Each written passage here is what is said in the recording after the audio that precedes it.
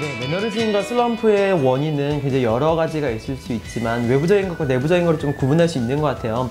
외부적인 거는 많은 사람들이 생각하는 것처럼 반복되는 환경이 있죠. 반복되는 환경, 반복되는 출근길, 반복되는 사람들, 그리고 반복되는 장소, 반복되는 똑같은 업무 환경, 이런 것들이 있거든요.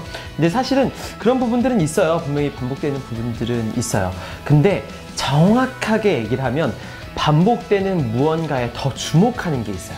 사실은 한 사람의 삶을 살고 하나의 삶을 살아도 똑같을 수는 없거든요. 똑같을 수는 없는데 반복되는 부분들을 보는 거예요. 똑같은 버스를 타고 똑같은 사람이 있고 똑같은 출근길을 보고 이것에만 주목을 하는 거기 때문에 반복되는 환경에 있다는 환상 속에 빠지는 게 있죠. 이것은 무엇이냐? 반복되는 환경을 보고자 하는 의도가 있는 거예요.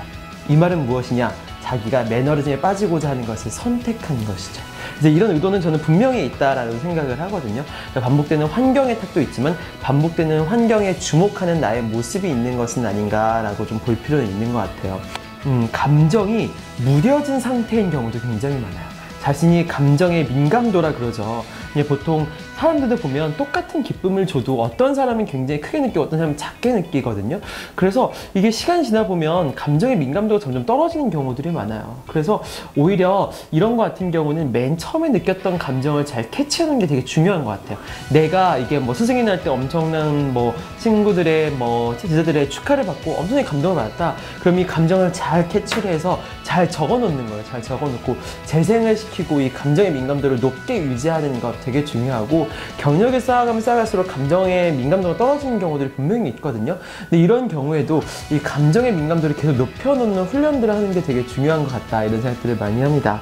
내부적인 요인도 되게 많이 있어요. 내부적인 요인도 많이 있는데 우선 첫 번째는 이게 외부적인 환경에 의해서 자기의 매너리즘의 슬럼프가 결정되는 경우들이 많아서 이게 결국에는 삶의 주도권이 내부가 아닌 외부로 뺏긴 경우들이 많아요. 환경이 반복되니까 성과가 안 나오니까 나는 매너리즘이구나, 나는 슬럼프가, 이렇게 생각이 되게 많거든요. 근데 이 말은 즉슨 내가 매너리즘의 슬럼프를 결정한 게 아니라 외부에서 매너리즘과 슬럼프를 결정한 경우들이 굉장히 많거든요. 그렇기 때문에 이게 내가 삶의 주인의식이 조금 무언가가 외부로 뺏긴 게 아닌가라는 생각을 한번 해볼 필요는 있어요. 근데 너무나 아이러니하게도 경력이 쌓여지고 시간이 반복되면 더 삶의 주인이 될 것 같은데 그렇지가 않아요. 왜냐면 자신의 감정도 없기 때문에 감정이 주인이 되지도 않고, 반복되는 것 같기 때문에 뭔가 주체적이나 목적을 세우지 않기 때문에 주인이 안 되는 거거든요.